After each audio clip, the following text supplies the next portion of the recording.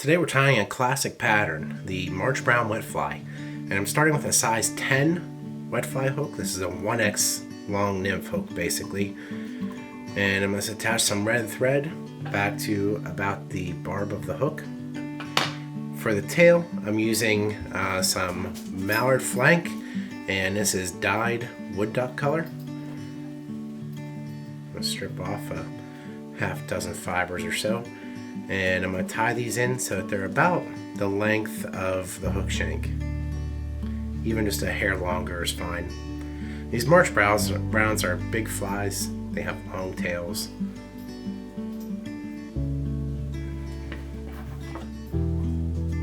Next, I'm going to use some mylar tinsel. This is two-sided tinsel, silver on one side and gold on the other. And I'm going to tie it in so that the silver faces up. For the body, I'm using a Ackourey blend. My friend Doug sent me this, and I've been using it for my March Brown bodies, and as you can see, I've almost exhausted the package there. But this is fox squirrel, and I believe it's mixed with rabbit or perhaps beaver, just to help it dub a little bit better, a little tighter noodle on the hook. But I love the fox squirrel for the March Brown body.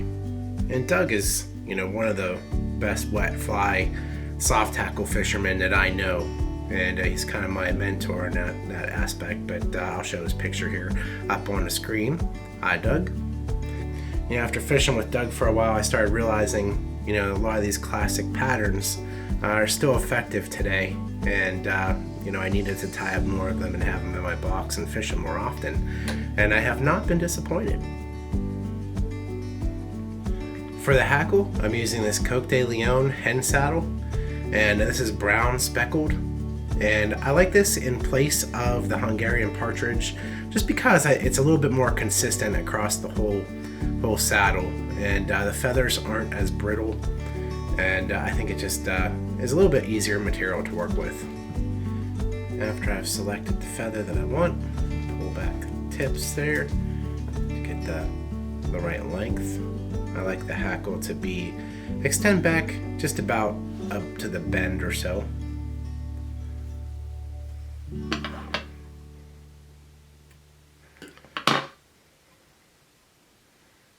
Tie that in. And as I wrap this, I'm going to stroke some of those fibers rearward.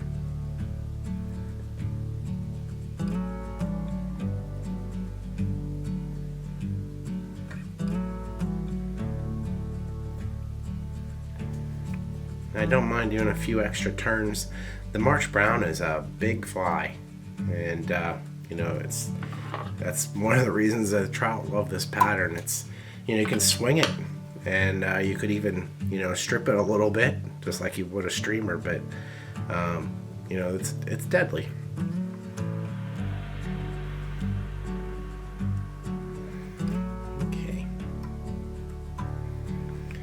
Alright, once we have our hackle, I'm going to use these turkey wings, and I'm going to just cut some narrow slips from these and use those for the wings, one from each side. Alright, now I have the two slips.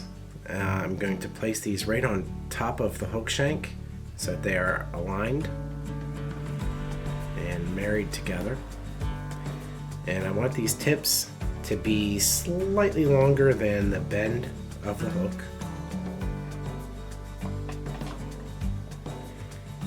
My first wrap is going to be fairly loose, and the second wrap will be a little tighter, and I'm just going to pull straight down, and that will prevent those slips from fraying.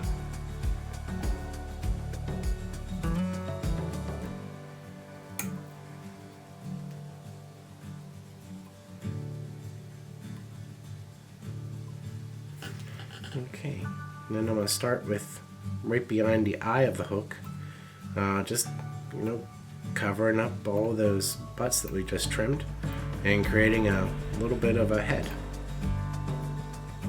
One of the reasons I use red thread is that I like it's somewhat of a hot spot, I guess you could say, and a lot of the times the classic pattern does use red thread, but I enjoy how it looks when it's all finished. And after I've created a little bit of a head, whip finish. I'll even add a dab of head cement to those threads just to hold everything there with the wing in place. And there we go.